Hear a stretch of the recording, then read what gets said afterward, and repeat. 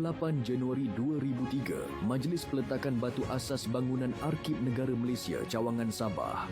Pada hari ini dalam tahun 2003, Majlis Peletakan Batu Asas Bangunan Arkib Negara Malaysia Cawangan Sabah kini dikenali sebagai Arkib Negara Malaysia Negeri Sabah, disempurnakan oleh Yang Berhormat Datuk Paduka Abdul Kadir bin Haji Sheikh Fazil, Menteri Kebudayaan, Kesenian dan Pelancongan di Kota Kinabalu, Sabah.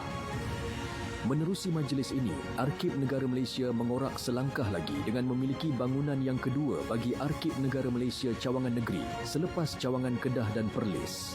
Projek pembinaan bangunan ini mula dijalankan pada 18 Ogos 2002 dan siap sepenuhnya pada 2 Mac 2006.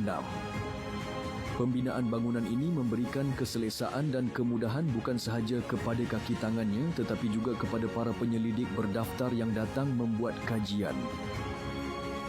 Arkib Negara Malaysia Cawangan Sabah ditubuhkan pada 1 Februari 1977 dan memulakan operasinya di Rumah Persekutuan Kota Kinabalu. Pada 20 Jun 1977, pengoperasiannya dipindahkan ke bangunan Nosmal Court, tingkat 2, Jalan Pantai, Kota Kinabalu. Kemudian ia sekali lagi berpindah ke Wisma YTL, Jalan Kolombong Inanam pada 1 September 1985 dan kekal sehingga bangunan baharu ini siap dibina.